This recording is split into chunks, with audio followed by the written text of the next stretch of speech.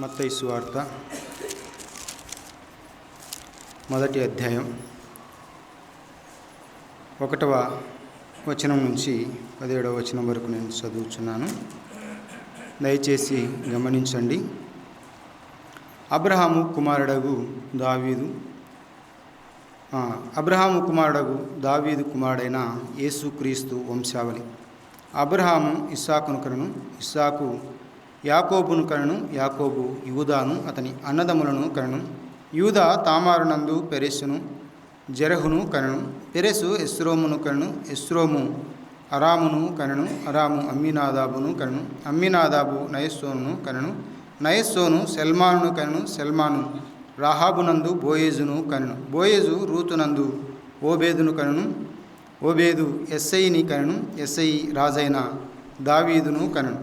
ఊరియా భార్యగా ఉండిన ఆమె యందు దావీదు సొలొమోనును కనెను, సొలొమోను రెహబామును కనెను, రెహబాము అబియాను కనెను, అబియా ఆసాను కనెను, ఆసా యెహోషాపాతును కనెను, యెహోషాపాతు యెహోరామును కనెను, యెహోరాము ఉజ్జియాను కనెను, ఉజ్జియా యోతామును కనెను, యోతాము ఆహాజును కనెను, ఆహాజు హిజ్కియాను కనెను, హిజ్కియా మనస్సేను కనెను, మనస్సే ఆమోనును కనెను, ఆమోను యోసియాను కనెను. యూదులు బబులోనుకు కొనిపోబడిన కాలములో యోసియా యెకొన్యాను అతని సహోదరులను కనెను.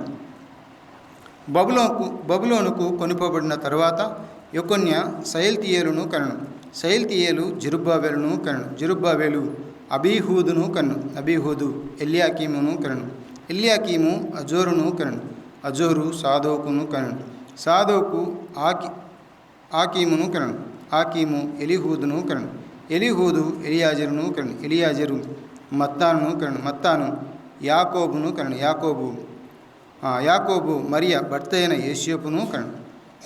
ఆమె యందు క్రీస్తు అనబడిన యేసు పుట్టెను. ఇట్లు అబ్రహాము మొదలుకొని దావీదు వరకు తరములన్నీ 14 తరములు. దావీదు మొదలుకొని యూదులు బబులోనుకు కొనిపోబడిన కాలం వరకు 14 తరములు. బబులోనుకు కొనిపోబడినది మొదలుకొని క్రీస్తు వరకు 14 తరాలు.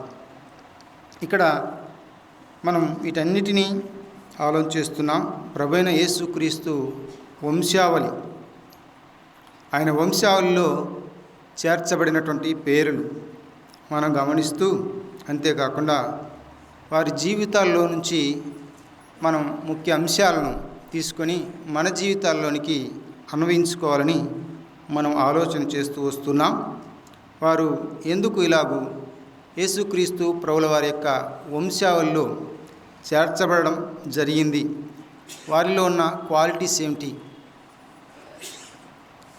ఇవన్నీ మనం నేర్చుకుంటూ వస్తున్నాం. కొంతమంది భక్తుల యొక్క జీవితాల్లోంచి కొన్ని నేర్చుకున్నాం. కొంతమంది వారి యొక్క వివరాలు మనకు అంతగా ఇందులో కనబడవు, కానీ బైబిల్లో అక్కడక్కడ మనం చూస్తూ ఉంటాం. యూదుల గ్రంథం అనేది ఒకటి ఉంది. అది యూదులకు సంబంధించినది. యూదులకు సంబంధించినవన్నీ వాటిలో రాయబడి ఉన్నాయి అని మనం ఆయా రాజుల గ్రంథంలో చదువుతున్నప్పుడు మనం అక్కడ చదువుకుంటాం. సరే, ఏది ఏమైనా మనకు ఉన్నవి మాత్రం చదువుకొని ధ్యానం చేసుకుందాం. ఇవి మాత్రం ఉంటే చాలు, ఇవి నేర్చుకుంటే చాలు, మనకు ఇంతకంటే ఎక్కువ అవసరం లేదు అని నేను భావిస్తున్నాను. మరి ఎక్కువగా నేర్చుకుంటే మరి మంచిదే. సరే, ఈ దినం దైవ గ్రంథంలో నుంచి మనం నేర్చుకోబోయే ఒక వ్యక్తి గురించి మనం నేర్చుకోబోయే సంగతి మనం ఈ సమయంలో ఆలకిద్దాం. యెషయా. ఇక్కడ లాస్ట్ మనం ఎవరిని చదువుకున్నాం? బోయేజును చదువుకున్నాం. ఓబేదు గురించి అంత వివరాలు లేవు, యెషయాని గురించి కూడా అంత వివరాలు లేవు. కానీ యెషయా ఎవరో అలాగూ చెప్పుకొని మనం ముందుకు సాగుతూ భక్తుడైన దావీదుని గురించి సంపూర్ణంగా మనం ఈ రాత్రి వేళ ధ్యానం చేద్దాం. సంపూర్ణంగా తెలుసుకోవడానికి అంత పూర్తిగా మనకు సమయం ఉండదు. ఎందుకంటే దావీదు గురించి చెప్పుకుంటూ పోతే ఎన్నో సంగతులు ఉన్నాయి. దాదాపు దావీదు ఎన్ని కీర్తనలు రాసినాడమ్మా? 73, దాదాపు 72-73 కీర్తనలు రాసినాడు దైవ గ్రంథంలో. అలా అయితే కీర్తనలన్నిటిలో ఆయన మనస్సు ఏమైనదో మనం ఆ కీర్తన చదువుకుంటే అర్థమవుతుంది. ఆయన ఎక్కడెక్కడ సంచారం చేశాడో, ఎక్కడెక్కడ సౌలు చేత చంపబడకుండా తప్పించుకొని తిరిగి ఆయా ప్రాంతాల్లో నివసించి అక్కడ ఆయా కీర్తనలు ఆ సమయంలో దావీదు కలిగినటువంటి మనసు దేవునితో పంచుకున్న విధానాన్ని మనం చూస్తాం. ఇవన్నీ కూడా దావీదు యొక్క జీవితంలో మనం ఈ సంగతులను ధ్యానం చేయాలంటే చాలా సమయం పడుతుంది. కానీ ఒకే దినంలో మనం ముగించుకుందాం. ఇక్కడ ఎస్ఐ ఎవరు అని మనం చూస్తే బోయేజుకు రూతునందు ఓబేదు యొక్క కుమారుడు ఎస్ఐ. అలా అయితే ఈ ఎస్ఐ గురించి మనం చూస్తే ఎస్ఐ ఎక్కడున్నాడు? బెత్లెహేములోనే కదా. బెత్లెహేములోనే రాహాబు ఎక్కడున్నారు వీళ్ళు? బోయేజు కూడా బెత్లెహేమే. అలా అయితే బెత్లెహేములోనే ఓబేదు ఉన్నాడు. ఓబేదు తర్వాత ఎస్ఐని మనం చూస్తున్నాం. ఎస్ఐకి ఎంతమంది కుమారులో మనకు తెలుసు. 8 మంది కుమారులు. వీరు సౌలు సైన్యంలో కొంతమంది వారిలో చేరిన వారుగా మనం చూస్తాం. ఆ తర్వాత చివరివాడు ఎవరు?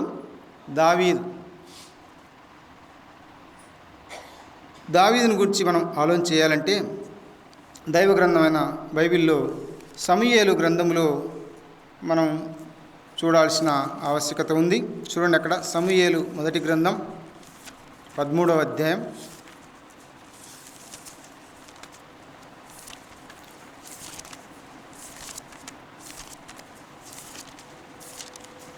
14వ వచనం.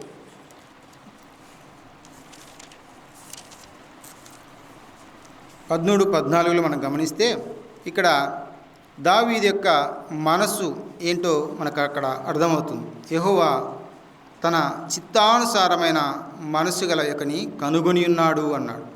ఇక్కడ తన చిత్తానుసారమైన మనసు గల యొక్కని కనుగొని ఉన్నాడు. ఎవరతనంటే దావీదు. నిజానికి దేవుడు ఎవరిని కోరుకుంటున్నాడు అని మనం చూస్తే తన చిత్తానుసారంగా ఎవరైతే నడుచుకుంటారో వారిని దేవుడు కోరుకుంటాడు అని మనకు అర్థమవుతుంది. ఇక్కడ ఈ సందర్భం ఎందుకు చదువుతున్నామంటే మొదటగా ఇశ్రాయేలుకు రాజుగా ఉన్నాడు ఎవరు? సౌలు తర్వాత సౌలు దేవుని చిత్తాన్ని నెరవేర్చలేదా? కొన్ని విషయాల్లో నెరవేర్చక తప్పిపోయిన విధానాన్ని మనం చూస్తాం. అమాలేకీయులను సంపూర్ణంగా చంపివేయమంటే ఏం చేశాడు? అక్కడ ఉన్న పశువులన్నింటిని కూడా చంపేయమన్నాడు. ఏం చేశాడు? పశువుల్లో కొన్ని, గొర్రెల్లో కొన్ని తీసుకొని వచ్చాడు. తీసుకొని వచ్చి బలి కోసం అని చెప్తున్నాడు, అబద్ధాలు చెప్తున్నాడు కదా. సమూయేలు వచ్చి నేనేం తీసుకొని రాలేదు అన్నట్టుగా సౌలు చెప్తే సమూయేలు వచ్చి అడిగినప్పుడు కేకలు వినపడ్డాయి. ఎక్కడ? రంకెలు వినపడ్డాయి. రంకెలు వినబడిన విధానాన్ని మనం చూస్తాం. అలా అయితే అలాంటి రంకెలు దేవుని కొరకు అవసరం లేదు అన్నట్లుగా, అంటే అది ఒక విధంగా పాపపు రంకెలు అని మనం చెప్పుకుంటూ వచ్చాం ఇంతకుముందు దినాల్లో. ఏం రంకెలు అవి? పాపపు రంకెలు. అలా అయితే మన ఇంటిలో, మన కుటుంబంలో, మన సంఘములో మరి ఎక్కడ అలాంటి రంకెలు, పాపము చేత ఉండబడే ఆ రంకెలు ఉండకూడదని దేవుడు కోరుకుంటున్నాడు.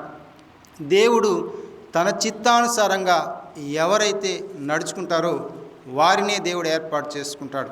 అంతకుముందు సౌలు ఇంకోటి చేశాడు. ఏం చేశాడు? సమూయేలు ఒకచోట బలి ఏర్పాటు చేసి ఉంటుండగా రాకముందే ఈయన బలి చేసి యుద్ధానికి ఎవరో వచ్చి మమ్మల్ని చంపేస్తారు అన్నట్లుగా ఈయన బలి చేసి ఏం చేస్తాడు? దేవునికి విరోధమైన కార్యం చేస్తాడు.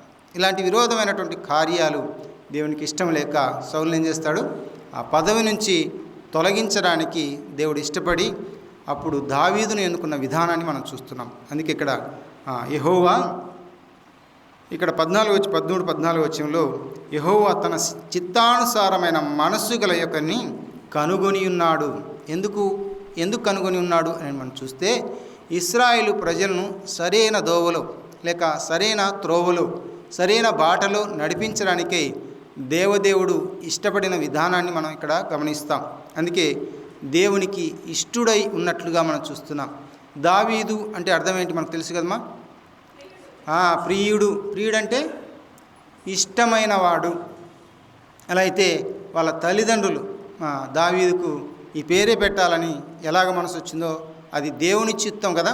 అలా అయితే దేవుని చిత్తమైనటువంటి ఆలోచన వారిలో ఉండబట్టే దావీదుకు ఆ పేరు నామకరణం చేసినట్లుగా మనం గుర్తించవచ్చు. ఎందుకంటే దేవుని చిత్తాన్ని నెరవేరుస్తాడు అన్నట్లుగా మనం చూస్తున్నాం. దేవుని ఆలోచనలు వేరు, మనుషుల ఎడల మనుషుల ఆలోచనలు వేరు, మనుషుల ఎడల కదా. అలా అయితే ఇక్కడ దావీదు యొక్క జీవితంలో దావీదు మీద ఉన్నటువంటి మనుషుల ఉద్దేశాలు వేరు, దేవుని యొక్క ఉద్దేశాలు వేరు. దేవుని యొక్క ఉద్దేశం ఏంటి అని మనం చూస్తే దేవుడు ఇశ్రాయేలు జాతికే దావీదును రాజుగా చేయాలని ఉద్దేశించాడు. కానీ తన తండ్రి ఏం ఉద్దేశించాడు? ఇతడు గొర్రెలు మాత్రమే కాయటకు ఉపయోగపడతాడు అనుకున్నాడు. అందుకే గొర్రెలు కాయటకు ఒక చిన్న మందను అతనికి ఇప్పించి గొర్రెలు కాయడానికి పంపించాడు. ఎక్కడ? అరణ్యములో.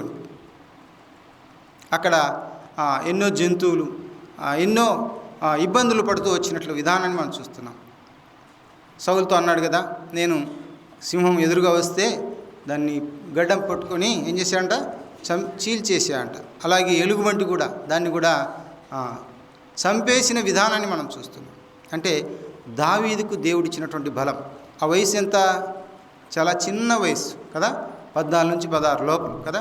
ఈ చిన్న వయసులోనే ఇన్ని కష్టాలు అనుభవించాడు దావీదు. ఎక్కడ?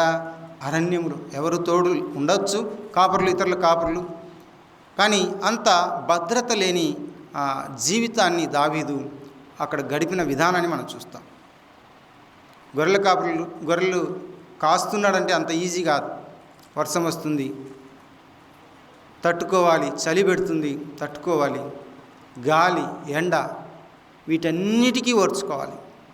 గొర్రెల కాపరి అంటే అంత ఈజీ కాదు, అంత సులువైన కార్యం కాదు, అది పని కాదు. చాలా కష్టపడి పనిచేసి ముందుకు సాగిన వ్యక్తిగా మనం చూస్తున్నాం. అది చిన్న వయసులో ఈ దినాల్లో మనం చూస్తే చిన్నపిల్లలను అసలు పెద్ద అయిన తర్వాత కూడా వారితో పనులు చేయించడానికి మనం ఇష్టపడలేం. చిన్న వయసులోనే దావీదును తన తండ్రి ఏం చేశాడు? గొర్రెలను కాయటకు పంపించి వేసినట్లుగా మనం చూస్తున్నాం. కానీ దీని వెనకాల ఓ చరిత్ర ఉంది. కానీ అది యూదుల గ్రంథంలో రాయబడినట్లుగా మన కొన్ని వివరాలు అక్కడక్కడ మనం చూడవచ్చు. కానీ తన తల్లి నుజావేత్ అని చారిత్రకంగా మరి కొంతమంది భక్తులు తెలుపుతారు. సరే, మరి మనకైతే తెలియదు. కానీ నుజావేతుగా ఉన్నటువంటి ఆమెకు 7 మంది కుమారులు. ఆ తరువాత చివరిగా మరి ఈమెను అమ్మోనీరాలి అని భావిస్తారు. మోయాబీరాలుగా మరి ఇతర దేశస్తురాలని పెళ్లి చేసుకున్నారని అక్కడ ఉన్నటువంటి ఒక పెద్దగా అక్కడ పనిచేస్తున్నటువంటి వ్యక్తిగా యేసయ్య ఉంటాడు. మరి ఆ తర్వాత అక్కడ ఉన్నటువంటి వారందరూ అలాగా మాటలంటుండగా ఆమెను ఏం చేస్తారు? విడిచిపెట్టి ఇంకొక ఆమెను వివాహం చేసుకున్న విధానాన్ని కూడా మనం దైవగ్రంథంలో కనబడదు, కానీ ఒక హిస్టరీ ఇది. మరి ఇలాగూ ఆమెను చేసుకొని మొదట ఆమెతోనే మరలా పోయినప్పుడు తర్వాత కలిగినటువంటి బిడ్డ మరి విడిచిపెట్టినప్పటికి కూడా ఆమెకు పిల్లలు కలిగారే అన్నట్లుగా ఈ అన్నదమ్ములు ఏం చేశారు? ఆ పిల్లవని అంటే దావీదును చంపాలని చూశారు. కానీ తండ్రి అడ్డుకొని వచ్చాడు. ఎందుకంటే తనకే పుట్టాడు అన్న విధానాన్ని ఆ సంగతి మాత్రం యేసయ్యకు తెలుసు కదా, అందుకే అతన్ని విడిచిపెట్టలేదు. ఆ తర్వాత తమ అన్నలకు కూడా తెలుపబడిన విధానాన్ని కూడా యూదుల గ్రంథంలో వ్రాయబడిందని మరి హిస్టారికల్గా మనం చూస్తాం. సరే, ఏది ఏమైనా అలాగూ దావీదును ఇంటిలో ఉంచకుండా ఏం చేశారు? గొర్రెల కాపరిగా బయటికి నెట్టినట్లుగా మనం చూస్తాం. మిగిలిన వాళ్ళందరూ యుద్ధంలో సైనికులుగా పనిచేస్తున్నట్లుగా మనం చూస్తాం. ఇక్కడ దావీదు యొక్క జీవితంలో దేవుని యొక్క చిత్తాన్ని నెరవేర్చట్లో ఉన్నటువంటి విషయాలు మనం చూస్తున్నాం. దేవుని చిత్తాన్ని నెరవేర్చువాడు. నిజంగా దేవుని యొక్క చిత్తాన్ని నెరవేర్చాలంటే ఎలాంటి మనస్సు ఉండాలో మనం కూడా ఆలోచన చేయాలి. ఎందుకంటే అక్కడ మొట్టమొదటి మానవుడైనటువంటి ఆదామును మనం చూస్తాం కదా. ఏం చేశాడు? దేవుని చిత్తాన్ని నెరవేర్చాడా? నెరవేర్చలేదా? నెరవేర్చకుండా తన చిత్తాన్ని నెరవేర్చుకున్నాడు. ఏంటి తన చిత్తము? నేను దేవత వలె అవుతాను. అపవాది ఏం చెప్పింది? నీవు దేవత వలె అవుతావు అన్నది కదా. మరి నేను దేవత వలె అవుతానని తన చిత్తాన్ని నెరవేర్చుకోవడానికి ప్రయత్నించినటువంటి ఆదామును మనం చూస్తున్నాం. ఎలా అయితే ఇక్కడ మనం చూసినప్పుడు దేవుని యొక్క చిత్తాన్ని నెరవేర్చడానికే దావీదు ఉన్నవాడుగా మనం చూస్తున్నాం. ఇక్కడ చూడండి, అపోస్తుల కార్యాల్లో భక్తుడైన లూకా దావీదుని గురించి ఒక మాట చెప్పాడు. ఇదే మాట చెప్పాడు, కానీ అక్కడ ఒక సాక్ష్యం అని చెప్పడం జరిగినట్లుగా మనం చూస్తాం. 13వ అధ్యాయం, అపోస్తుల కార్యాలు 13వ అధ్యాయం 22వ వచనాన్ని మనం చూస్తే చూడండి, దావీదును వారికి రాజుగా ఏర్పరచను, మరియు ఆయన, నేను యెసై కుమారుడైన దావీదును కనుగొంటిని, అతడు నా ఇష్టానుసారుడైన మనుష్యుడు, అతడు నా ఉద్దేశములన్నీ నెరవేర్చునని చెప్పి అతని గూర్చి సాక్ష్యం ఇచ్చెను. అవును, నేటి దినాల్లో ఈ సాక్ష్యం కలిగి ఉండాలని దేవుడు ఇష్టపడుతున్నాడు. ఎవరి ద్వారా ఈ సాక్ష్యం? దేవుని ద్వారానే సాక్ష్యం పొందినట్లుగా మనం చూస్తున్నాం. ఎవరు? దావీదు.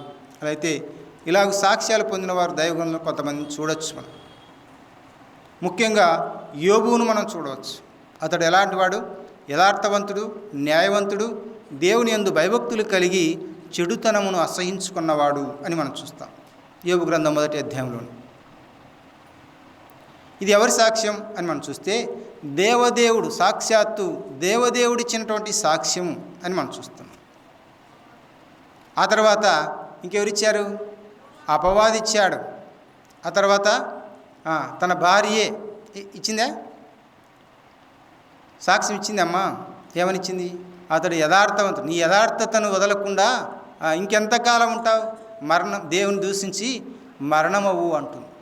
అంటే యథార్థవంతుడే అని తెలుసు కదా, చెప్పకనే చెబుతుంది ఆయన యథార్థవంతుడని. అపవాది కూడా ఏం చేసింది? అతని చుట్టూ కంచె వేశాడు. తన యథార్థతను బట్టి దేవుడు కంచె వేశాడని అపవాది కూడా సాక్ష్యం ఇచ్చాడు. చివరికి తన స్నేహితులు కూడా సాక్ష్యం ఇచ్చారు. దేవుని యొక్క చిత్తాన్ని నెరవేర్చే మనస్సు మనకుంటే దేవుడు ఏం చేస్తాడు? మన గురించి సాక్ష్యం ఇస్తాడు.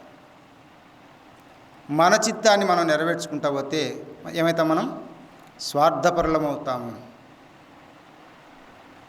అన్నాడు ఆదాము హవ్వలు ఏమైపోయారు? స్వార్థాన్ని నెరవేర్చుకోవాలని చూశారు. మేము దేవతల వలె అవుతాం, గొప్పవారం అవుతాం అనుకున్నారు. కానీ ఎలా అయిపోయారు? నీవు వీటిని తినుదినానా నిశ్చయముగా చచ్చేదవు అని చెప్పినట్లుగా దేవుడైనటువంటి యెహోవా వారికి ఆజ్ఞాపించినట్లుగా మనం చూస్తాం.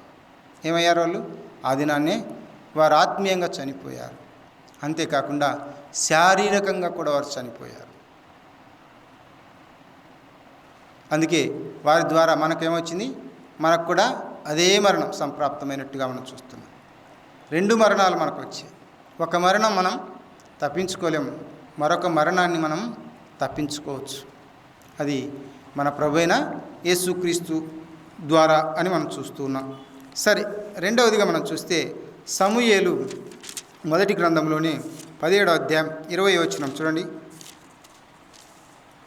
దావీదులో ఉన్నటువంటి దైవ చిత్తానుసారమైనటువంటి మనస్సు ఏంటి అని మనం మొదట చూస్తే ఆయన దేవునితో సాక్ష్యం కలిగిన వాడుగా మనం చూస్తున్నాం. దేవుని యొక్క చిత్తాన్ని నెరవేర్చేవాడుగా ఉంటున్నట్లుగా మనం చూస్తున్నాం. చూడండి, 17వ అధ్యాయం 20వ వచనాన్ని మనం చూస్తే అక్కడ ఏముంది చూడండి. 17:20లో దావీదు ఉదయం లేచి ఒక కాపరికి గొర్రెలను అప్పగించి ఆ వస్తువులను తీసుకుని యెసై తనకిచ్చిన ఆజ్ఞ చొప్పున ప్రయాణమైపోయాను. అన్నగారు యుద్ధంలో ఉన్నారు. యుద్ధంలో ఉన్నప్పుడు ఆ తండ్రి యెసైని పిలిచి గొర్రెలు కాస్తూ ఉన్నప్పుడు ఆ యెసై అక్కడ గొర్రెల కాపరికి గొర్రెలను అప్పగించి ఇంటికి వచ్చి పిండి పదార్థాలను ఏమన్నా పై వచనాల్లో మనం చూస్తాం. వాటిని తీసుకొని చూడండి 20వ వచనం, దావీదు ఉదయం లేచి 18 వచ్చు కదా, 17లో ఏమేమి తీసుకెళ్తున్నాడు అన్న 10 రొట్టెలు, గోధుమలు 10 రొట్టెలు, తర్వాత జున్నుగడ్డలు, ఇవన్నీ వారికి తీసుకోవడానికి ఆజ్ఞాపించినట్లుగా మనం చూస్తున్నాం. అనా 17 కూడా ఉంది. వేయించిన గోధుమలు తూమెడును ఈ 10 రొట్టెలను తీసుకొని దండులో ఉన్న తన సోదరుల దగ్గరకు త్వరగా పొమ్ము అన్నాడు. మరియు ఈ 10 జున్నుగడలను తీసుకుని పోయి వారి సహస్రాధిపతికి ఇమ్ము. నీ సోదరులు క్షేమంగా ఉన్నారో లేదో తెలుసుకొని రావాలి అన్నట్లుగా ఆజ్ఞాపించాడు. తన తమ్ముడు దావీదేమన్నాడు? ఆజ్ఞకు ఎలాగున్నాడు? లోబడి నడుచుకున్న విధానాన్ని మనం చూస్తున్నాం. తండ్రి ఆజ్ఞకు లోబడిన దావీదు. రెండవది ఏంది? తండ్రి ఆజ్ఞకు లోబడిన దావీదు దేవుని చిత్తాన్ని నెరవేర్చడానికి సిద్ధపడినటువంటి దావీదును మనం చూస్తున్నాం. అలా అయితే తండ్రి యొక్క ఆజ్ఞను నెరవేర్చినటువంటి దావీదు నేను పోను అన్న ఆలోచన ఏమాత్రం తండ్రి దగ్గర చెప్పినవాడు కాదు అన్న విషయాన్ని మనం చూస్తున్నాం. నిజానికి నేటి దినాల్లో ఏదైనా మనకు పని చెప్తే నేను పోను, నేను చేయను అన్నట్లుగా మన జీవితాలు ఉంటున్నాయి. కానీ తండ్రి చిత్తానికి లోబడిన వాడుగా ఎవరు? దావీదు ఉంటున్నాడు. తర్వాత మూడవది మనం ఆలోచన చేద్దాం. 17వ అధ్యాయం, ఇదే అధ్యాయంలో 32వ వచనాన్ని మనం గమనిద్దాం. అక్కడేముంది చూడండి. ఈ ఫిలిష్తీయుని బట్టి ఎవరి మనస్సును కృంగ నిమిత్తము లేదు, నీ దాసుడనైన నేను వానితో పోట్లాడుదునని దావీదు సౌలుతో అనగా ఏం జరిగిందంటే అక్కడ ఏం జరిగింది? అక్కడ నేను పోట్లాడుతున్నాను అన్న ఆ మాట అన్నాడు కదా. ఆ తర్వాత ఏమన్నాడు? ఈ దాసుడను అంటున్నాడు. ఏమంటున్నాడు? మీ దాసుడను అన్నాడు. నిజానికి ఆ దాసత్వంలో ఎంత తగ్గింపు ఉందో మనకు అర్థమవుతుంది. దాసుని కొట్టినా, తిట్టినా, చంపినా ఏమీ కేసులు లేవు కదా. ఏ పని చెప్తే అది చేయాలి. దాసుడుగా తను తాను తగ్గించుకున్న విధానాన్ని మనం చూస్తున్నాం. ఆ తర్వాత 5వది మనం చూద్దాం. 4వది 17వ అధ్యాయం 58వ వచనాన్ని మనం చూద్దాం. ఏముంది అక్కడ? సౌలు అతను చూచి, చిన్నవాడా, నీవెవని కుమారుడవని అడుగుగా దావీదు, నేను బెత్లెహేమీయుడైన యెస్సయి అను నీ దాసుని కుమారుడనని ప్రత్యుత్తరమిచ్చాను. ఇక్కడ 4వది చూస్తే పెద్దలకు విధేయత చూపినవాడుగా మనం చూస్తున్నాం. విధేయత అనే మాట చూస్తున్నాం. నిజానికి సౌలుకు దావీదు ఎవరో తెలియదా? తెలుసా తెలియదా అండి? ముందు వచనాల్లో మనం చదువుకుంటే దావీదు ఎవరో సౌలుకు తెలుసు. కానీ ఇక్కడ ఏమంటున్నాడు? నీవు ఎవని కుమారుడు అని అడుగుతున్నాడు. అంతకుముందే ఏం చేశాడు?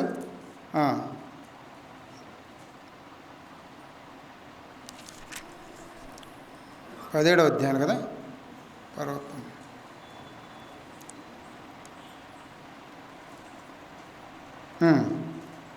16వ అధ్యాయం 18వ వచనంలో సౌలు మీదికి దురాత్మ వచ్చినప్పుడు దావీదును పిలిపించిన విధానాన్ని మనం చూస్తాం. చిత్తగించుము, బెత్లెహేమీయుడైన యెస్సయి యొక్క కుమారుల్లో ఒకని చూచి తిని, అతడు చమత్కారంగా వాయించగలడు, అతడు బహుశూరుడును యుద్ధశాలియు మాట నేర్పరియు రూపశీయునై ఉన్నాడు, మరియు యెహోవా వానికి తోడుగానున్నాడనగా సౌలు యెస్సయి యొద్దకు దూతలను పంపించి, గొర్రెల యొద్దనున్న నీ కుమారుడైన దావీదున్న యొద్దకు పంపుము అన్నాడు. ఇక్కడ అర్థమైందా? సౌలు ఏమంటున్నాడు? చమత్కారంగా వాయించగలిగినటువంటి శక్తి ఒక సేవకుడు చెప్పినప్పుడు సౌలు అతని ఒక దూతను పంపించి దావీదుని పిలుచుకొని రమ్మని చెప్పినట్లుగా ఇక్కడ మనం చూస్తాం. అంటే దావీదెవరో సౌలుకు తెలుసు. అర్థమైందా? సరే, నెక్స్ట్ ఇప్పుడు మనం చదువుకున్నాం ఏమాట 58వ వచనం. సౌలు అతను చూచి, చిన్నవాడా, నీవెవని కుమారుడవని అడుగుగా దావీదు, నేను బెత్లెహేమీయుడైన యేసయ్యను నీ దాసుని కుమారుడని ప్రత్యుత్తరం ఇచ్చెను. ఎంత విధేయత ఉందో మనకు అర్థమవుతుంది. ఏమయ్యా, నన్ను చూసావు కదా, నేను ఏం వాయించినంట, చమత్కారంగా వాయించినటువంటి దాన్ని ఏంది ఆయన పట్టుకునేది వాయించే దాన్ని ఏమంటారు, సితారనా? సరే, ఏదో పట్టుకొని అక్కడ పదం ఉంది ఆ మాట. సరే, వాయించగలిగినటువంటి, చమత్కారంగా వాయించగలిగినటువంటి నైపుణ్యత దావీదులో ఉంది. అలాంటి దావీదును పిలుచుకొని వాయించుకున్నాడు. ఆ దురాత్మ వదిలిపోయింది. ఇక్కడ దావీదుని గురించి ఎరిగిన వాడుగా మనం చూస్తున్నాం. దావీదైతే ఎలా దానికి రియాక్షన్ ఇస్తున్నాడో మనం చూస్తున్నాం. బెత్లెహేమీయుడైన యేసై అను నీ దాసుని కుమారుడనని ప్రత్యుత్తరం ఇస్తున్నట్లుగా మనం చూస్తున్నాం. నీ దాసుని కుమారుడను ఎంత తగ్గించుకొని ఈ విధేయతతో తనకు ప్రత్యుత్తరం ఇస్తున్నాడో మనకు అర్థమవుతుంది.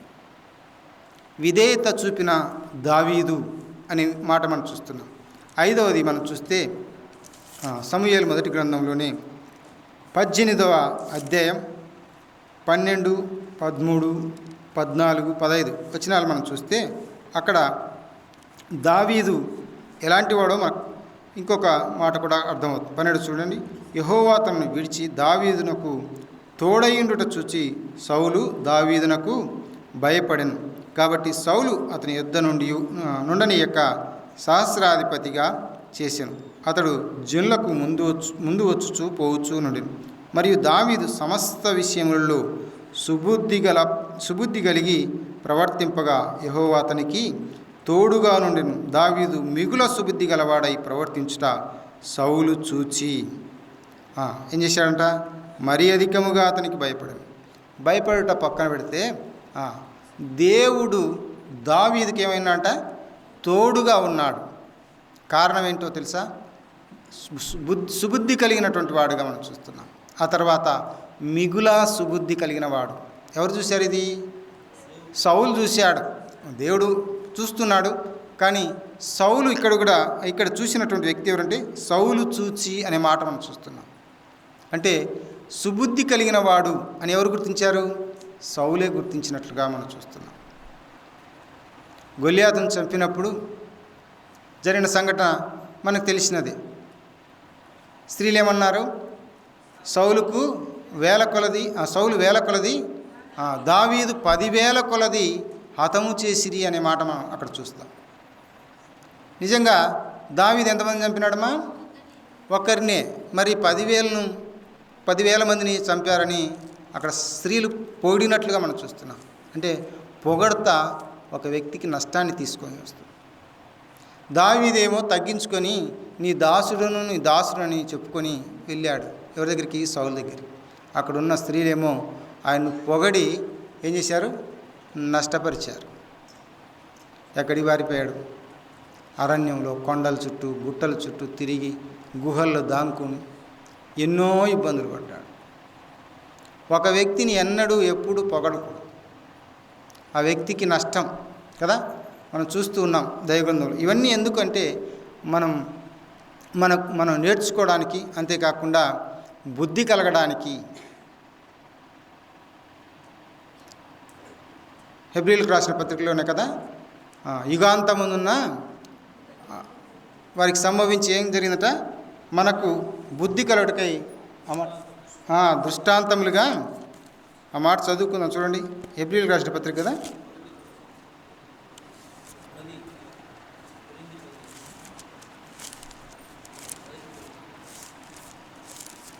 సరే, కొరింథీయులకు రాసిన మొదటి పత్రికలో 10వ అధ్యాయంలో 11వ వచనం చూడండి. ఈ సంగతులు అంటే ఇశ్రాయేలుకు జరిగినటువంటి సంగతులు అవి, కానీ మనకు ఇవన్నీ కూడా బుద్ధి కలగడానికి ఈ సంగతులు దృష్టాంతములుగా వారికి సంభవించి యుగాంతమందున్న మనకు బుద్ధి కలుగుటకై వ్రాయబడెను అని మనం చూస్తున్నాం.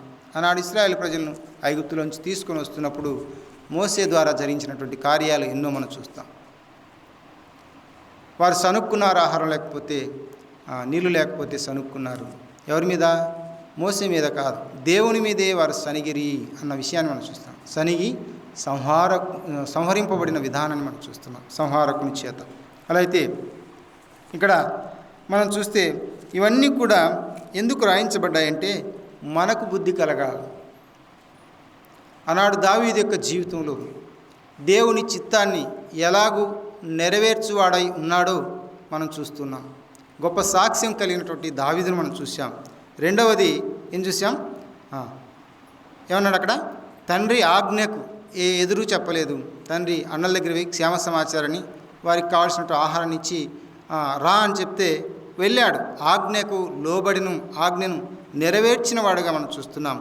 మూడవది ఏం చూసాం? తను తాను తగ్గించుకున్నాడు, దాసునిగా ఎంచుకున్నాడు. ఆ తర్వాత నాలుగవది చూస్తున్నాం, విధేయత. తెలిసి కూడా నువ్వెవరు అని అడిగితే మనం ఎలా ఉంటాం? రౌద్రంగా వారి వైపు చూస్తాం. తెలిసి కూడా అడుగుతున్నాడు చూడండి అని ఎంతోమందికి చెప్పుకుంటాం కదా. దావీదు అలాంటి వాడు కాదు. తగ్గించుకొని మరలా చెప్తున్నాడు, ఎస్ఐ నీ దాసునైన ఎస్ఐ కుమారుడనని. ఇక ఐదవది కూడా మనం ఆలోచిద్దాం. ఇక్కడ ఐదవది ఏంది? సుబుద్ధి కలిగిన వాడు. మిగుల సుబుద్ధి రెండు పెట్టుకొస్తాను కదా. సుబుద్ధి కలిగిన దావీదు, మిగుల సుబుద్ధి కలిగిన దావీదు. ఇంకా ఆరవది కూడా మనం ఆలోచిద్దాం. ఇంకా ఎలాంటి మనసు కలిగి ఉన్నాడో మనం చూస్తే సమూయేలు మొదటి గ్రంథంలోని 24వ అధ్యాయం 6వ వచనాన్ని మనం చూస్తే అక్కడ దావీదును తరుముకుంటూ సౌలు వస్తున్నాడు. అలసిపోయారు. ఒక గుహలో వారు పడుకున్నట్లుగా మనం చూస్తున్నాం. ఆ గుహలో ఇక దావీదు కూడా వెళ్ళి గుహలోనికి దావీదు ఆ యొక్క సౌలును చంపమన్నప్పుడు ఒక వ్యక్తి 4వ వచనంలో అంటాడు, అదిగో చూడండి, దావీదు జనులు చూసి ఏమంటున్నారు? అదిగో నీ దృష్టికి ఏది మంచిదో అది నీవు అతనికి చేయనట్లు నీ శత్రువుని నీ చేతికి అప్పగింతునని యెహోవా నీతో చెప్పిన దినం వచ్చనని అతనితో అనగా దావీదు లేచి వచ్చి సౌలునకు తెలియకుండా అతని పైవస్త్రపు చెంగును కోసెను. సౌలు పైవస్త్రము తాను కోసెనని దావీదు మనసు నొచ్చుకొనెను. జనులు ఏమంటున్నారు? ఇదిగో నీ శత్రువు నీ చేతికి దొరికిపోయాడు. ఎప్పుడైతే స్త్రీలు ఏం చేశారు?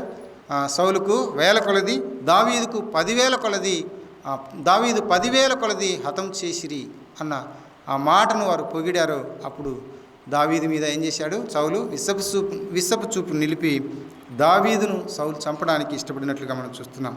ఆ సందర్భంలో ఈ మాట మనం చూస్తున్నాం. దావీదు శత్రువును సైతం ప్రేమించే మనసు కలిగిన వాడు. ఎలాంటి మనసు? తనను చంపాలని ఉద్దేశించినటువంటి వ్యక్తి యొక్క మేలు కోరినవాడు. నిజంగా మన ఎదురుగా మనం చంపాలని ఎదురుగా వస్తే ఏం చేస్తాం? మనం కూడా తిరిగి పోరాడడానికి ప్రయత్నం చేస్తాం. కానీ అలాంటి ఉద్దేశం దావీదులో తప్పించుకొని తిరగాలని ఆ ఉద్దేశం. గొల్యాతును అంత గొప్ప ఆజానుభావుని చంపాడు. సౌలు ఏ పాటివాడు?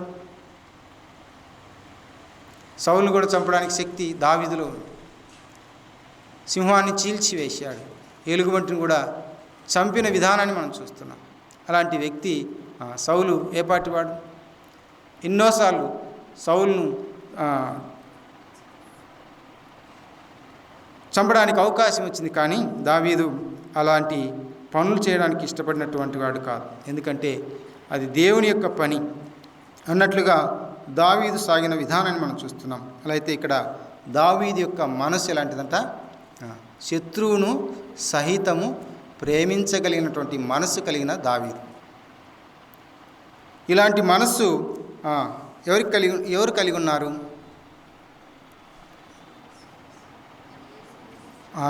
మన ప్రభు అయిన యేసుక్రీస్తు. ఇక్కడ దావీదులో ఉన్నటువంటి లక్షణాలన్నీ కూడా మన ప్రభువులో మనకు కనబడతాయి. అందుకే ఇక్కడ మన మత్తయి సువార్త చదువుకున్న అబ్రాహాం కుమారుడైన దావీదు కుమారుడైన యేసుక్రీస్తు వంశావళి అనే మాట మనం చదువుకున్నాం. అలా అయితే క్రీస్తులో ఉన్నటువంటి వాటన్నిటిని కూడా దావీదులో మనం చూస్తాం. దేవుని చిత్తానుసారుడైనటువంటి మనుష్యుడు అని దావీదుని గురించి దేవుడే సాక్ష్యం ఇచ్చాడు. అలా అయితే ప్రభువైన యేసుక్రీస్తుల వారు ఏమైనాడు? ఆయన మన పాపల విషయమై ఆయన చనిపోయి సమాధి చేయబడి తిరిగి లేచిన వాడుగా మనం చూస్తున్నాం. ఆయన ఎలాంటి వారిని ప్రేమించాడంటే ఇక్కడ చూడండి ఆయన ఏమైనాడో మొదటిగా చూద్దాం. ఫిలిప్పీయులకు రాసిన పత్రిక 2వ అధ్యాయం 6వ వచనం. ఆయన దేవుని స్వరూపము కలిగిన వాడైండి దేవునితో కూడా సమానముగా ఉండుట విడిచిపెట్టకూడని భాగ్యమని ఎంచుకొనలేదు, కానీ మనుషుల పోలికగా పుట్టి దాసుని స్వరూపం ధరించుకొని తను తానే రిక్తినిగా చేసుకొనెను. మరియు ఆయన ఆకారమందు మనుషుడిగా కనబడి మరణం పొందినంతగా, అనగా శిలువ మరణం పొందినంతగా విధేయత చూపిన వాడై తను తాను తగ్గించుకొనెను. మన ప్రభువైన యేసుక్రీస్తుల వారు ఆయన పరలోకంలో ఉండవలసినటువంటి ఆయన అలాంటి స్థితిని విడిచిపెట్టకూడని భాగ్యమని ఎంచుకొనక అలాంటి స్థితిని విడిచిపెట్టి ఈ భూమండలానికి ఎలాగ వచ్చాడంటే తను తాను తగ్గించుకున్నాడు. దాసుడుగా దావీదు అంటున్నాడు కదా, మీ దాసుడను అంటున్నాడు కదా. అలా అయితే ప్రభువైన యేసుక్రీస్తుల వారు కూడా ఇక్కడ దాసుడు అని పిలువబడినట్లుగా మనం చూస్తున్నాం. అంతేకాకుండా విధేయత చూపినవాడు, ఎవరికి? తండ్రికి విధేయత చూపినవాడు, తండ్రి ఆజ్ఞకు లోబడినవాడు. హెబ్రీయులకు రాసిన పత్రికలో మనం చూస్తాం కదా, గ్రంథపు చుట్టలో ప్రభువైన యేసుక్రీస్తుల వారి గురించి వ్రాయబడినట్లుగా నేనేం చేస్తున్నాను, పంపబడి తిని అన్నట్లుగా ఆయన వచ్చాడు విధేయత చూపి. 10వ అధ్యాయం కదా, 6వ వచనం, 5-6 వచనాలు అట్లా. బలియు అర్పణ నువ్వు కోరలేదు, కానీ నాకు ఒక శరీరమును అమర్చితివి, పూర్ణ హోమములు పాప పరిహారార్థ బలులు నీకు ఇష్టమైనవి కావు. అప్పుడు నేను గ్రంథపు చుట్టలో నన్ను గూర్చి వ్రాయబడిన ప్రకారం. దేవా, దావీదు యొక్క జీవితంలో కనబడే మాట ఏంటి? నా చిత్తానుసారమైన మనసు కలిగిన దావీదు అన్నాడు. అలా అయితే ప్రభువైన యేసుక్రీస్తుల వారు దేవుని యొక్క చిత్తము నెరవేర్చుటకు ఇదిగో నేను ఉన్నాను అన్నట్లుగా కనబడుతుంది. నేను వచ్చి ఉన్నాను అన్నాడు కదా. దేవుని యొక్క చిత్తాన్ని నెరవేర్చుక వారు దేవునికి అవసరమైంటున్నట్లుగా మనం చూస్తున్నాం. దేవునికి ఎవరు అవసరం? దేవుని యొక్క చిత్తాన్ని నెరవేర్చువారు దేవునికి అవసరం. మరి మీరు నాకు ఒక క్వశ్చన్ వేయచ్చు, దావీదు దేవుని చిత్తాన్ని నెరవేర్చారా? పక్కాగా నెరవేర్చారా? నెరవేర్చలేదా? తప్పులు చేయలేదా? చేశాడా? చేశాడు. ధర్మశాస్త్రం ఎరుగును కదా దావీదు. ఎరిగి కూడా ఎదుటి వారి భార్యను ఏం చేశాడు? తీసుకున్నాడు. తీసుకొని పాపం చేశాడు. పాపం చేసి ఏమన్నాడు? నాతాను ప్రవక్త వచ్చి పాపం చేసినప్పుడు హెచ్చరించాడు కదా. ప్రవక్త అయిన నాతాను చేత దేవుడు హెచ్చరించాడు. అక్కడ ఒక స్టోరీ చెప్పాడు. ఒక బీదవానికి గొర్రెపిల్ల కదా, ఆ గొర్రెపిల్లను ఆ బీదవాడు పోషిస్తూ ఉంటుండగా దాన్ని తీసుకొని వచ్చాడు దావీదు. అంటే దావీదు అని చెప్పలేదు, కానీ దావీదుకే స్టోరీ చెప్తున్నాడు. దావీదు స్టోరీనే దావీదు చెప్తున్నాడు. తీసుకొని వచ్చాడు. అతను ఏం చేయాలని ప్రశ్నిస్తే గొర్రెపిల్లకు బదులు 4 గొర్రెపిల్లలు ఇవ్వాలి. అది ధర్మశాస్త్రం రూల్. అతడు నిశ్చయంగా మరణం పొందాలి. ఇప్పుడు ఏం పొందాలి దావీదు? గొర్రెపిల్లలు ఇచ్చేస్తాడు, ఓకే. తర్వాత ఏం చేయాలి? మరణం కూడా అవ్వాలి. కానీ మరణాన్ని తప్పించాడు. దానికి గల కారణం ఏంటి చెప్పండి?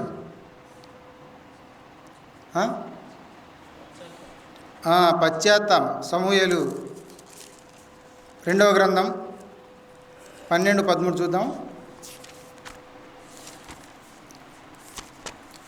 నాతాను దావీదును హెచ్చరించినప్పుడు పలికిన మాట దావీదు చూడండి. సమూయేలు 2వ గ్రంథం 12వ అధ్యాయం చదవండి 13. నేను ఏం చేశానంట? పాపము చేస్తిని. ఇంతే, చాలు కదంగా, ఇంకేం కావాలమ్మా? ఒప్పుకోవాలి. సామెతల గ్రంథంలో మనం చూస్తాం 28:13 ఏముంది? అతిక్రమములు దాచిపెట్టువాడు వర్ధిల్లడు, వాటిని ఒప్పుకొని విడిచిపెట్టువాడు దేవుని చేత కనికరం పొందుతాడు, మనుషుల చేత కాదు, దేవుని చేత కనికరం పొందుతాడు అన్న. అలా అయితే ఈ వచనాన్ని పట్టుకొని మనం ఎన్నో సంగతులు మనం ఆలోచన చేయవచ్చు. కయ్యూను హేబేలును చంపినప్పుడు నీ తమ్ముడు ఎక్కడా అని దేవుడు అడుగుతాడు. ఏమన్నాడు? నేను నా తమ్మునికి కావలివాడినా అన్నాడు. అయ్యా నేను చంపానని ఒప్పుకొనింటే ఏమన్నా అవకాశం ఉండునేమో. అతనికి భయంకరమైన శిక్ష దేవుడు వేసినట్లుగా మనం చూస్తాం. దావీదు యొక్క జీవితానికి వస్తే ఏం చేస్తున్నాడు? తన పాపాన్ని ఒప్పుకుంటున్నట్లుగా మనం చూస్తున్నాం. అదే మాట చూసాం కదా 13వ వచనంలో ఏమన్నాడు? నేను పాపము చేసి తిని దావీదు నాతానుతో అనగా, ఇక్కడ మనం చదువుకుందాం. నాతాను నీవు చావకుండునట్లు యెహోవా నీ పాపమును పరిహరించెను. దావీదు ఆజ్ఞాపించిన మాట ఏంటంటే అతనికి 4 గొర్రెపిల్లలు ఇవ్వాలి, తర్వాత మరణం పొందాలి. మరణం తప్పించబడడానికి గల కారణం ఏంటి? పాపానికి ప్రాయశ్చిత్తం జరిగించుకున్నాడు దావీదు. దేవుని సన్నిధిలో ఒప్పుకున్నాడు. పాపము తుడిచివేయబడిన విధానాన్ని మనం చూస్తున్నాం. పాపాన్ని తుడిచివేసుకున్న విధానాన్ని మనం చూస్తే అక్కడ గమనించినటువంటి మాట ఏంటంటే ముఖ్యంగా మరణం నుంచి తప్పించబడాలి అనే విషయాన్ని మనం చూస్తే ఎలా తప్పించే విధానాన్ని మనం చూస్తున్నాం అంటే చేసిన పాపాన్ని ఏం చేయాలి? ఒప్పుకోవాలి. ఒప్పుకొని అలాగే పెట్టుకుంటే సౌలు ఏం చేసినాడు? అమాలేకీయులను చంపమని దేవుడు చెప్తే ఏం చేశాడు? చంపేశాడా? చంపేయలేదు. కొంత పాపాన్ని పెట్టుకున్నాడు. బలిసిన ఎద్దులు అవసరమా? నీ దేశంలో లేవా? అమాలేకు దేశంలోంచి తీసుకొని రావాలా? నీ యొక్క శాలల్లో లేవా గొర్రెలు? అమాలేకు నుంచి తీసుకొని రావాలా? అవసరమా అన్నట్లుగా దేవుడు సౌలు ఏం చేశాడు? పదవిలో నుంచి, రాజరికంలో నుంచి తీసివేసిన విధానాన్ని మనం చూస్తున్నాం. సౌలేమో దేవునితో ఒక మాట చెప్పాడు. నేను ఓకే నువ్వు చెప్పినట్లుగా నేను చేస్తానని చెప్పి వెళ్ళిపోయాడు, కానీ చేయలేదు. దీన్ని ఏమంటారు? చెప్పి చేయకునుట. అంటే ఒప్పుకున్నాడు కానీ, దేవునితో ఒప్పుకున్నాడు కానీ అది నెరవేర్చిన విధానాన్ని మనం చూస్తున్నాం. నెరవేర్చని విధానాన్ని మనం చూస్తున్నాం. అంటే దేవుని యొక్క చిత్తాన్ని నెరవేర్చని సౌలును చూస్తూ ఉన్నట్లుగా మనం చూస్తున్నాం.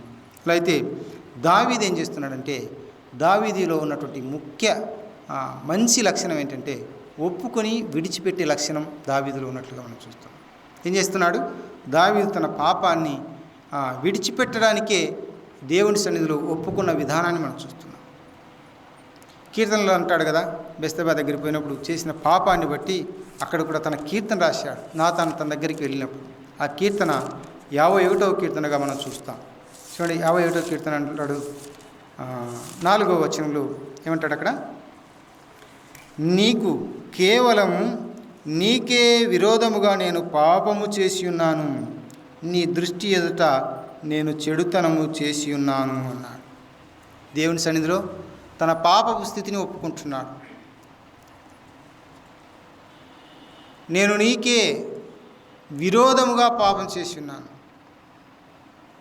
దేవుని యొక్క చిత్తాన్ని నెరవేర్చేవాడు, నెరవేర్చే గుణాలు కలిగినటువంటి వాడు, దేవుని చేత సాక్ష్యం పొందినవాడు ఇప్పుడేమయ్యాడు?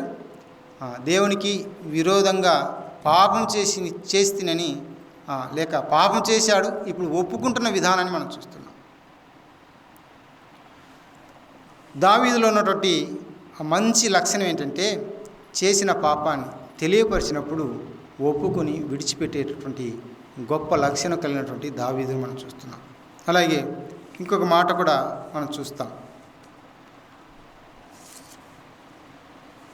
ఈ దావీదు బెస్తబా దగ్గరికి వెళ్ళినప్పుడు ఒక కుమారుడు పుడతాడు. ఆ కుమారుడు బ్రతుకుతాడా చనిపోతాడా? చనిపోతాడు. దానికి గల కారణం ఏమిటి? పాపం. ఈ పాపాన్ని బట్టి శిక్ష ఎవరు వేశారో మనకు తెలుసు. ఎవరు? దేవుడు ఆ బిడ్డను మొత్తినందున అనే మాట మనం చూస్తున్నాం. కానీ దావీదు ఏం చేస్తున్నాడు? ఉపవాసం ఉండి ప్రార్థన చేస్తున్నాడు. ఎలాగూ?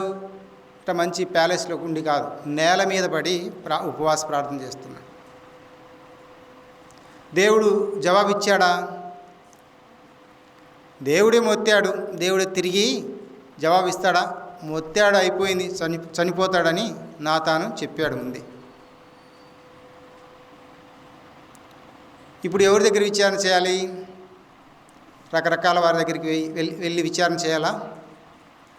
ఎక్కడ చేసినా ప్రయోజనం లేదు. సాధారణంగా మనం చూస్తూ ఉంటాం, ఏదైనా ఒక రోగం వచ్చే లేకపోతే ఒక గాయం అయ్యో ఆ హాస్పిటల్కి వెళ్తూ ఉంటాం. వెళ్ళినప్పుడు ఆ డాక్టర్ చేత కాకపోతే మరొక డాక్టర్ దగ్గరికి వెళ్తాం, ఆ డాక్టర్ దగ్గరికి కాకపోతే ఇంకొక డాక్టర్ దగ్గర, అలాగా 1 by 1 మారుస్తూ ఉంటాం.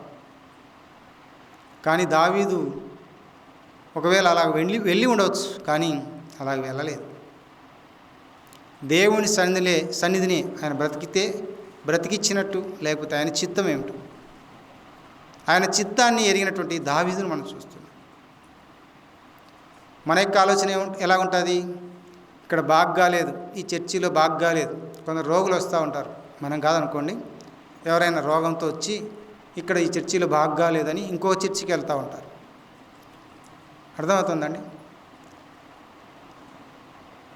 ఇలాగూ మనం చర్చీలు మారుస్తాం, అలాగే డాక్టర్లు మారుస్తూ ఉంటాం. కానీ దేవుడు ఒక్కడే. ఆయన యందు విశ్వాసం ఉంచకుండా మన ఇష్టానుసారంగా మనం సాగితే నష్టమే కొని తెచ్చుకుంటాం, కానీ లాభం ఏమాత్రం మనం పొందలేము అన్న విధానాన్ని మనం గమనించాలి. అలా అయితే దావీదు యొక్క జీవితంలో ముఖ్యంగా 6 లక్షణాలు మనకు కనపడ్డాయి. ఇంకా చాలా ఉన్నాయి. దావీదు గురించి ధ్యానం చేయాలంటే చాలా క్లాసులు తీసుకోవాలి, కానీ కొద్దిగానే మనం ఆలోచన చేసి మనం ముగించుకుంటున్నాం. ఇక్కడ దేవుని యొక్క చిత్తానుసారైనటువంటి దావీదు ఏం కలిగి ఉన్నాడంటే, మొట్టమొదటి దేవుని చేత సాక్ష్యము కలిగి ఉన్నాడు. ఎందుకంటే ఆయన చిత్తాన్ని నెరవేర్చేవాడుగా ఉన్నాడు అన్న సాక్ష్యం దావీదు కలిగి ఉన్నట్లుగా మనం చూస్తున్నాం. రెండవది మనం చూస్తే తండ్రి యొక్క ఆజ్ఞకు లోబడి, అంటే యెషయాకు లోబడి తన అన్నలకు ఆహారాన్ని తీసుకెళ్ళి అక్కడ వారి క్షేమ సమాచారాన్ని కనుగొని వచ్చినటువంటి దావీదును మనం చూస్తున్నాం. ఆ తర్వాత మూడవది మనం చూస్తే తాను సౌలు దగ్గర తగ్గించుకున్నవాడుగా మనం చూస్తున్నాం, అంటే దాసుడను అని చెప్పుకుంటున్నాడు. నాలుగవది మనం చూస్తే దావీదును సౌలు అడిగాడు కదా, ఏమన్నాడు? నువ్వు ఎవరి కుమారుడు అంటే, నేను నీ దాసుడు ఆయన యెష్షయి కుమారుడని విధేయతతో చెప్తున్న మాట మనం చూస్తున్నాం. తెలిసి కూడా సౌలు దావీదును అడిగినప్పుడు దావీదు చెప్పే విధానాన్ని మనం చూస్తున్నాం. అంటే ఎంత విధేయతతో దావీదు పెద్దలకు లోబడి, అంటే సౌలు దావీదు కంటే ఎంతో పెద్దవాడు కదా, మరి పెద్దకు లోబడి విధేయత చూపినవాడుగా మనం చూస్తున్నాం.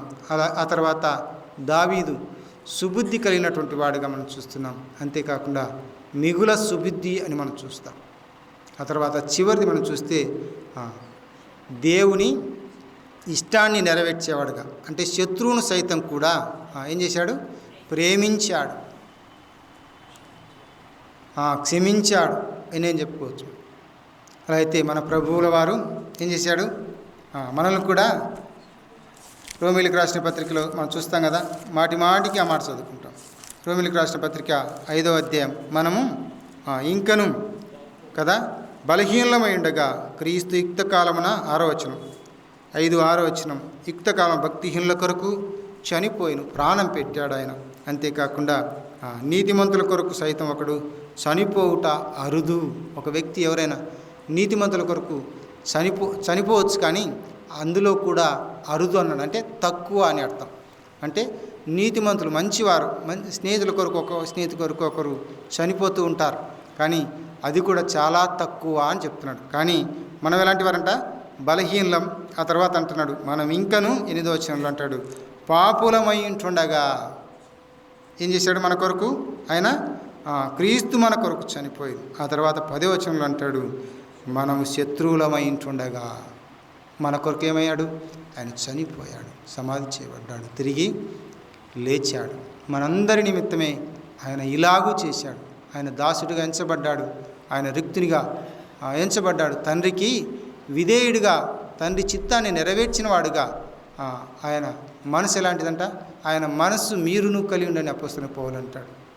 అయితే అట్టి మనస్సు మనం కలిగి దేవుని యొక్క చిత్తాన్ని నెరవేర్చే వారంగా ఉండాలని దేవుడు మన ఎడల ఇష్టపడుతున్నట్లుగా మనం చూస్తున్నాం. దావీదు యేసుక్రీస్తు వంశావళిలో ఏర్పాటు చేయబడిన వాడుగా మనం చూస్తున్నాం. ఎంత గొప్ప భాగ్యం దావీదుకు కలిగిందో మనం చూస్తాం. ఇంకా చాలా గొప్ప స్టేటస్ కలిగినటువంటి దావీదుని మనం చూస్తాం. రాజుగా మారిపోయి రాజు యొక్క స్థితిని మనం చూస్తే ఎంతో ఉన్నతమైనటువంటి స్థితిని దేవుడు దావీదు రాజుకు ఇచ్చినట్లుగా మనం చూస్తున్నాం. కాబట్టి ముఖ్యంగా మనం చివరగా గమనించాల్సింది ఏంటంటే, మనమందరం కూడా తప్పులు చేస్తాం. తప్పులు చేశామని మనం చెడ్డవారని అనిపించుకుంటాం. కానీ తప్పు చేసిన వాడు ఏం చేయాలి? ఒప్పుకోవాలి. నిజంగా మనం ఏం చేస్తూ ఉంటాం? తప్పు చేస్తే ఒప్పుకోం. ఎవరైనా అడిగితే నువ్వు పలానా తప్పు చేసావా అని అడిగితే ఏమేం చేస్తాం? ఒప్పుకో, నేను చేయలేదని మనం కప్పిపెట్టుకుంటాం. కానీ దేవుని ఎదుట దావీదు అలాంటి పాపాలను కప్పిపెట్టుకోలేదు. ఒప్పుకొని వాటిని విడిచిపెట్టి తన జీవితాన్ని దేవుని సన్నిధిలో కొనసాగించిన వాడుగా మనం చూస్తూ ఉన్నాం. ముఖ్యంగా అందరం తప్పులు చేస్తాం, కానీ తప్పును ఒప్పుకునేవాడే గొప్పవాడు. ఒప్పుకొని విడిచిపెట్టి దేవుని చిత్తాన్ని నెరవేర్చేవాడే గొప్పవాడుగా మనం చూస్తున్నాం. అలా అయితే మన యొక్క జీవితాల్లో కూడా అనేక తప్పులు ఉంటాయి. తప్పులు లేని వాళ్ళు లేరు. కానీ వాటిని ఒప్పుకొని నేను తప్పు చేశాను, పాపం చేశానయ్యా, ఆయన సన్నిధిలో ఒప్పుకుంటున్నాను అన్నట్లుగా ఆయన సన్నిధిలో ప్రార్థన చేసి వాటిని విడిచిపెట్టి దేవుని యొక్క చిత్తాన్ని నెరవేర్చే దిశగా మన యొక్క జీవితాలను కొనసాగించినప్పుడు దేవుడు మనకు మెండుగా నిండుగా దీవెన ఆశీర్వాదం కుమ్మరిస్తాడు కదా. భక్తుడైన పౌలు అంటాడు తిమోతితో, ఏమన్నాడు? నువ్వు దైవభక్తి విషయంలో సాధకం చేసుకో, నీకు నీవే చేసుకోవాలని. అలా అయితే మనంతకు మనం దేవుని సన్నిధిలో మన యొక్క పాప స్థితిని ఒప్పుకొని విడిచిపెట్టి దేవుని చిత్తాన్ని నెరవేర్చే వారంగా మనం ఉండాలని దేవుడు